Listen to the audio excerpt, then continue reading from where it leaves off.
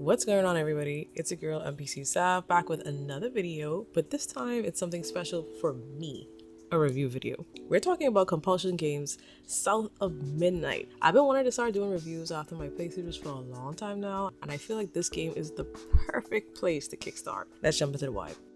Okay, first up, I want to talk about story and world building. South of Midnight is set in the deep south and follows Hazel Flood, the daughter of Lacey and Trey Flood.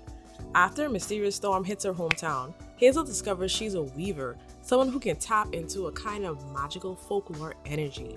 As she journeys through a world filled with legends and spirits called haints, she's trying to piece together her past, restore balance, and find her missing mother all at the same time.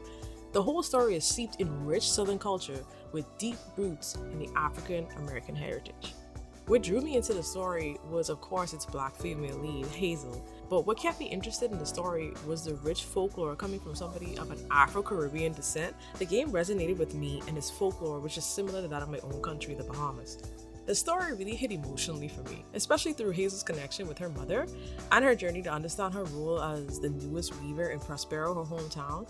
The themes felt like really intentional and thoughtful, because they were touching on generational trauma, race, and self-discovery in ways that I honestly didn't expect the game to explore. I also have to give props to the music. It was straight fire and led to some amazing world building with a unique track set for every single chapter.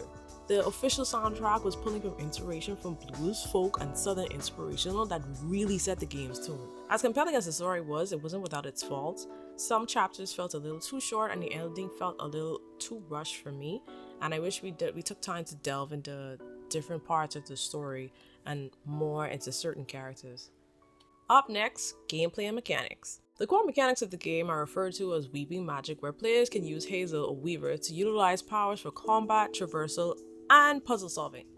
The puzzles weren't overly difficult, which I personally appreciate. I have a big pet peeve when puzzles are so difficult. They pull me out of the experience. I end up thinking more about solving the puzzle than actually being immersed in the game itself. The combat was rather fun. You use a hack and slash combat style to fight against the main adds of the game, along with positioning and using your dodge and some reliance on the cooldown abilities, which you can upgrade later throughout the game using fluffs around the map. And although the skill tree was small, it was efficient.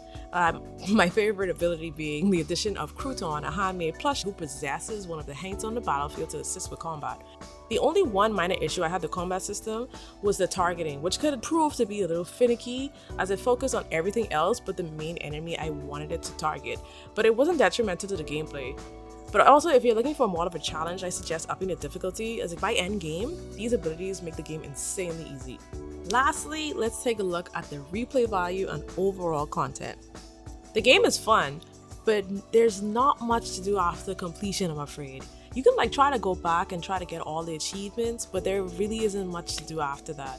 This isn't one of those games that has multi-outcomes or a vast amount of abilities to dive into that makes the replay that worthwhile, but it is fun and relatable.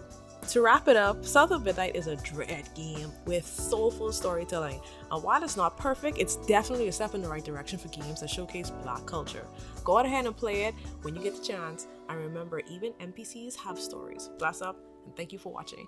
Don't forget to like, subscribe, and comment if you like the content that you are seeing. I will greatly appreciate it.